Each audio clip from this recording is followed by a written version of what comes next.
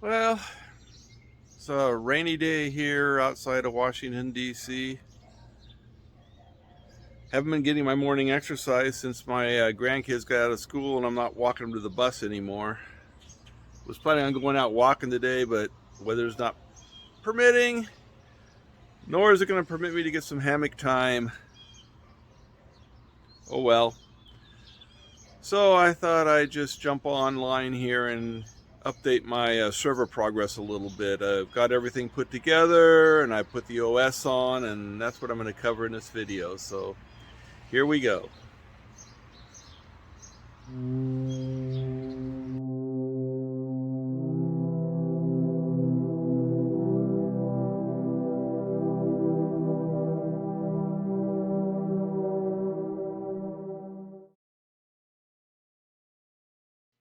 Last time we discussed the various components that we are using in the system, the case, the motherboard, the hard drives, the solid state drives. I've been putting the case together now, not really a lot to assemble.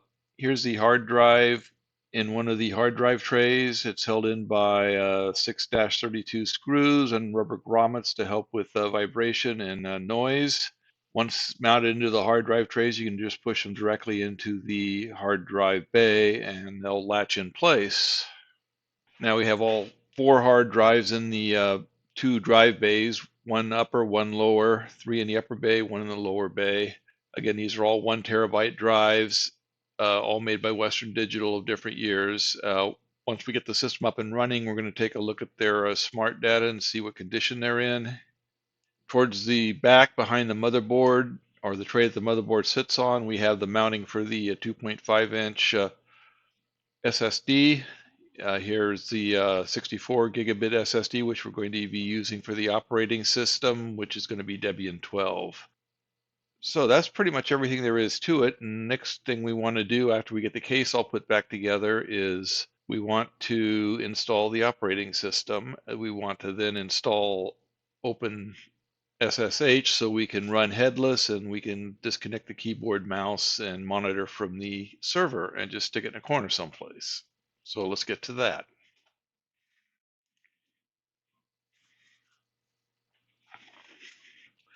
Next up is the operating system install. Again, Debian 12. This is actually a simulated install as it's kind of hard to get a shot of these screens on the server we're working on. So this is in a VM, but it should highlight the what we're doing here. We're going to go with the standard text install instead of the graphical install. So first thing we need to do is we need to select our language, English in my case. Then we need to select our country or territory, United States in my case.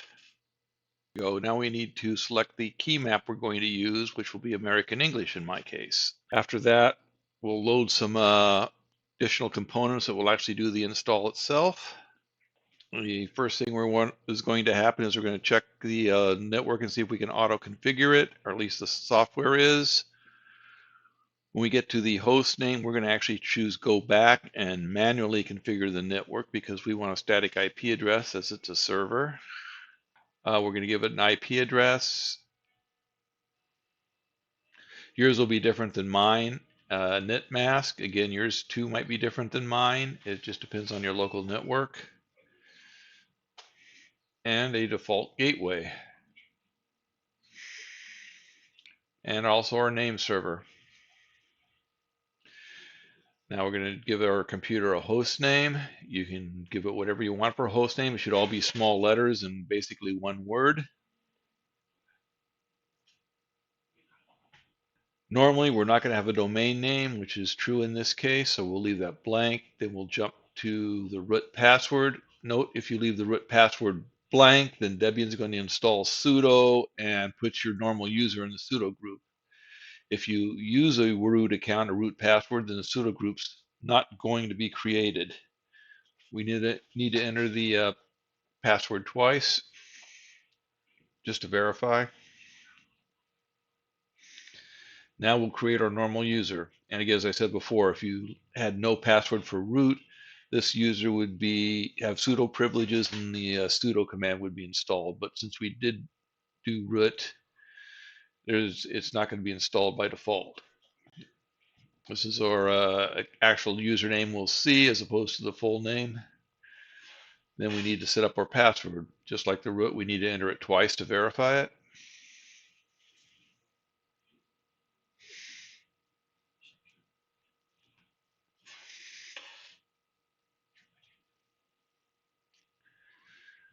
And now we set up our time zone. In my case, it's Eastern time.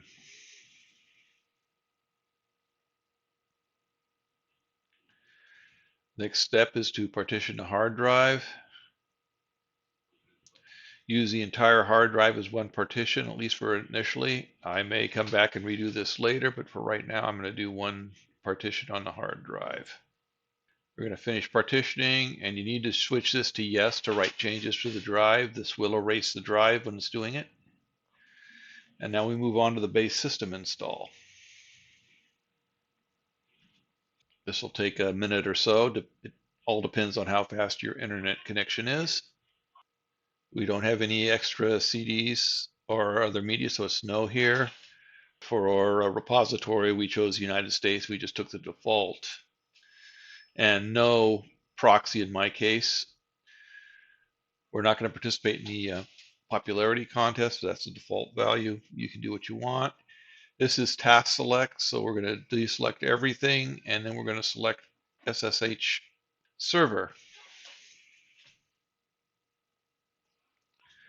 The SSH server will allow us to do remote connectivity.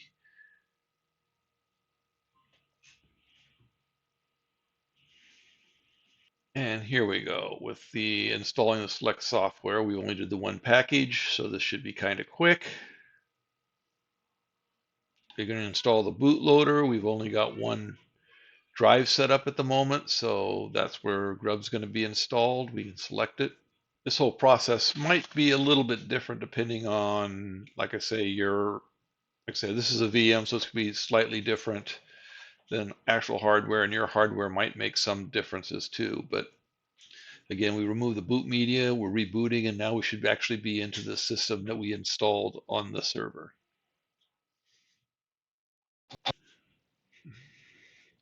So now that we've booted up into our actual server, we can run a few tests just to make sure everything's the way it's supposed to be. First, we'll use IPA to validate our current IP address.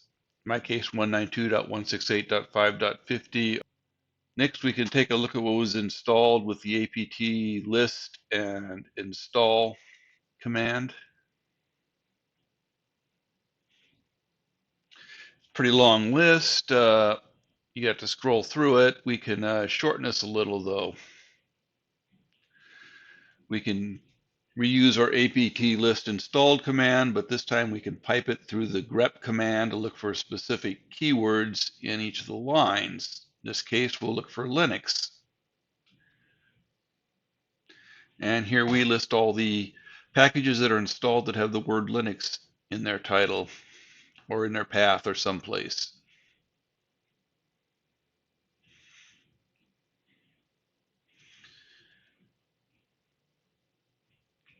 Tried MD here. Actually should be MD ADM.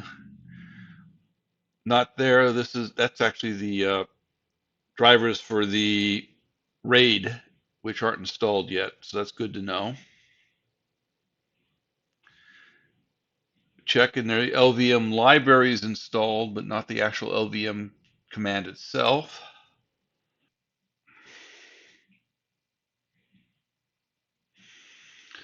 We can look in the des directory to see which devices are there. SD is the hard drive, so let's go ahead and redo this, but filter with grep for lines that contain SD. A better way to do this would be to use lsblk.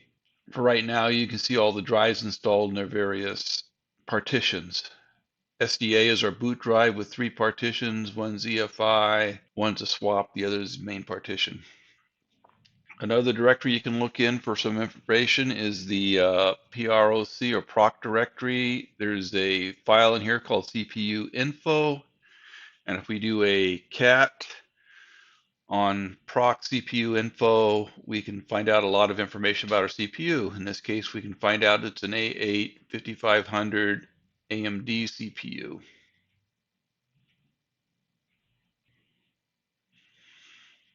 free TAC H is going to tell us what sort of a free memory we have. This will actually give us an idea of our total memory. It's 6.7 GI, which is another different unit, but it basically tells me I've got 8 gigabytes of main memory. So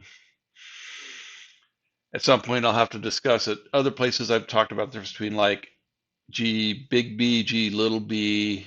Okay, here's the ls block command, and now you can actually see which drives are LVM drives. You can see our mounted drive, which partitions are mounted to. SDA3 is our main partition, SDA2 is our swap, SDA1s are boot.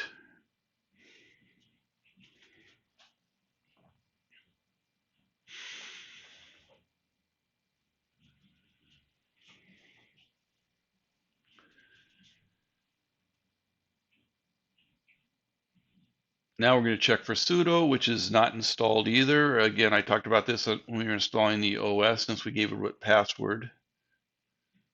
So now we're going to use the su tacl root to switch to our root account. Su switch user. tacl gives you a good base to work from, but now that since we're root, we're going to go ahead and install sudo.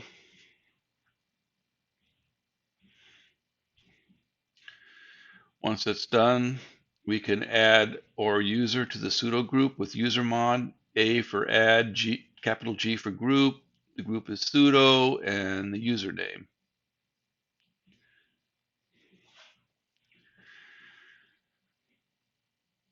Now our user should have sudo privileges. We're probably going to need to reboot for them to be implemented properly though.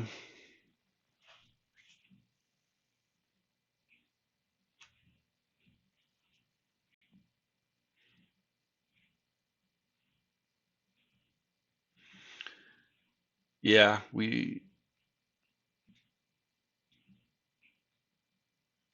tried using a mount command, and yeah, we're gonna have to reboot for the sudo privileges to be properly recognized. I could probably just restart the security system, but it's simpler to reboot. So I'll need to be root to do that.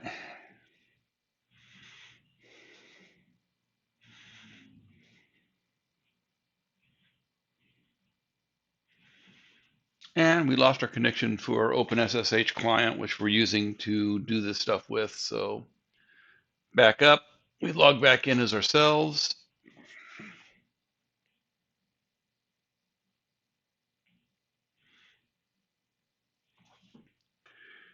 And now we should be able to mount some of these drives to see what's actually on them.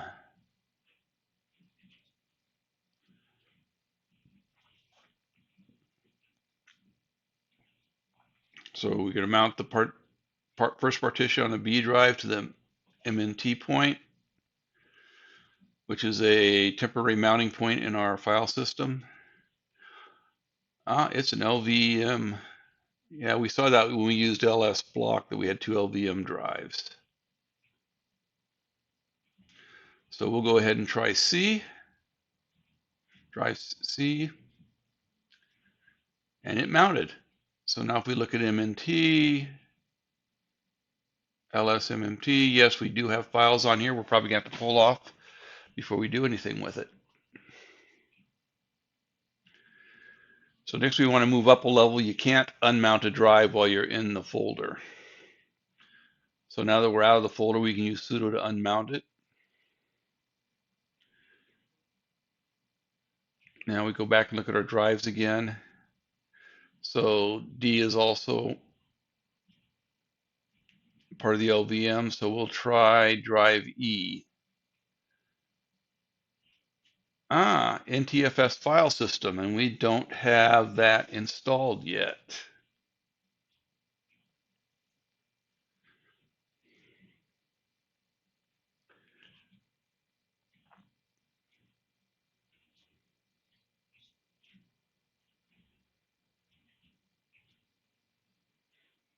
Yep, don't have it installed.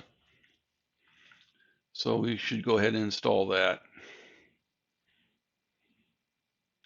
NTFS TAC 3G is the file system under Debian to use to read and write NTFS folders, file systems.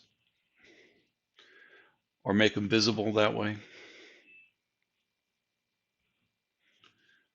So quick install.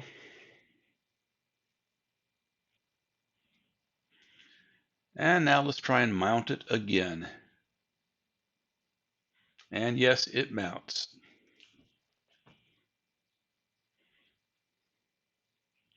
And we have some stuff on here too we're going to look at copying off of. Let's go ahead and unmount this. Before we do anything else with this, we'll go ahead and copy the files off.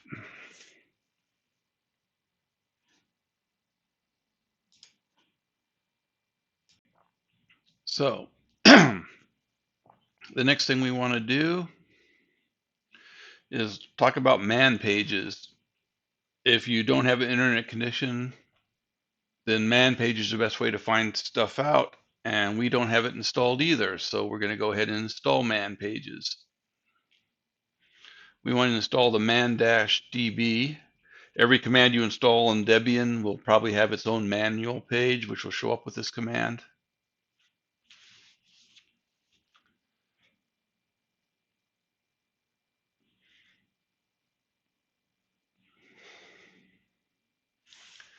The man-db package is the actual program that is used to list and show all the man pages. So now if we try and do the man command with sudo again, we get all the fun information about sudo we could ever want to know. Again, this is really convenient. If you don't have internet access, you can find out most things. And this, what's nice about this is it's current to your operating system and specific to your operating system.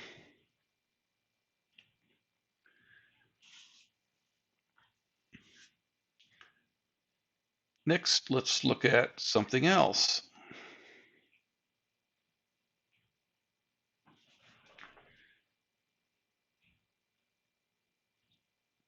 Let's see if the S.M.A.R.T packages are installed. There's yeah, that's not it. So the S.M.A.R.T drive packages are not installed.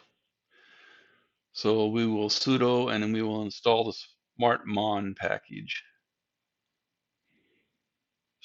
S.M.A.R.T mon tools. This will allow us to actually access the S.M.A.R.T data on our hard drives. I believe I said earlier that we need to check what condition they're in, and this is the program we need to do it with. If you want, you can look at the man page for this program. We're going to use a -H option for health. So smart control -H and or full path to our device. So first one, SDA. And it passes, so S.M.A.R.T is saying the drive is okay. C,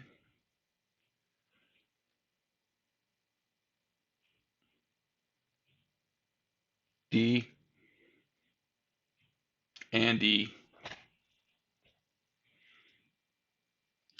This command just basically tells us if it's healthy or not. We can get more information with the -A option or all. I'm not really going to get too in depth into this in this. Actually, I'm not going to get in depth at all into this in this particular video. I may do a separate video on it, but this gives you all the information. Again, our concern here is that they pass the S.M.A.R.T check so that we know the drives are at least sound, at least now. We will do this, periodically to make sure there's stay sound. If one starts to go bad, we can then replace it before we lose any data.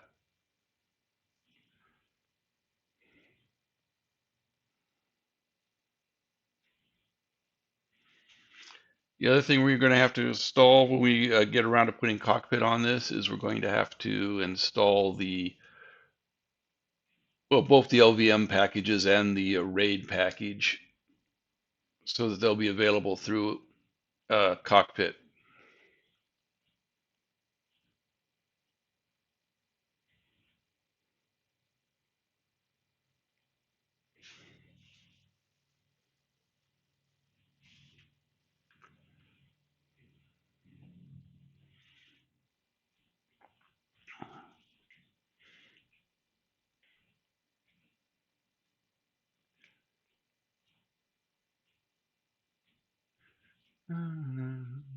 Okay, done. And like I said, man pages are installed pretty much for every command. You just need to make sure you have the man database or man-db installed to look at them.